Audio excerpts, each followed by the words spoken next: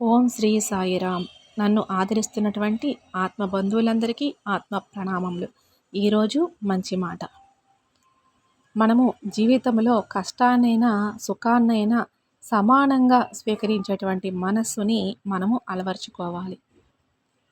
దేవతలకి సైతము సుఖదుఖాలు తప్పలేదు. ఉదాహరణకి నిరంతరము అమృతాన్ని స్వీకరించేటువంటి ఆ యొక్క పరమేశ్వరుడు కొన్ని సందర్భాల్లో హలాహలాన్ని స్వీకరించాల్సి వచ్చింది. అలాగే గొప్ప రాజుగా పుట్టినటువంటి శ్రీరామచంద్రమూర్తి కొన్ని సందర్భాల్లో అరణ్యవాసం కూడా చేయాల్సి వచ్చింది. దేవతలకు సైతము కష్టాలు తప్పలేదు. మరి మానవ మాత్రులం మనమెంత?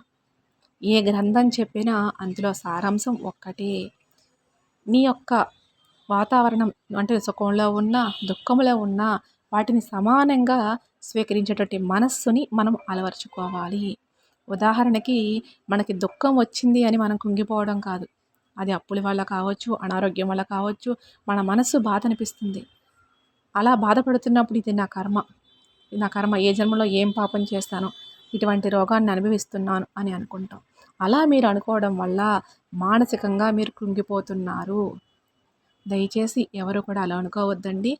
ఎప్పుడైతే మీకు బాధ కలుగుతుందో, దుఃఖం అనిపిస్తుందో, ఇప్పుడు కాకపోతే 10 జన్మల తర్వాతన్నా ఈ కర్మ నేను అనుభవించాల్సిందే కదా, అదేదో ఇప్పుడుతో తీరిపోతుంది అని అనుకున్నారనుకోండి, మన మనసు కుదిరపడుతుంది. మనం ధైర్యంగా ముందుకు అడుగు వేయగలం. ఇంకా చెప్పాలి అంటే సుఖంగా ఉండేటువంటి వాళ్ళే ఆలోచించాలండి. ఎందుకంటే సుఖాన్ని అనుభవించే వాళ్ళందరూ కూడా వాళ్ళు ఏదైతే ఒకప్పుడు పుణ్యం చేశారో ఆ పుణ్యం వల్ల వాళ్ళు ఇప్పుడు సుఖాన్ని అనుభవిస్తున్నారు.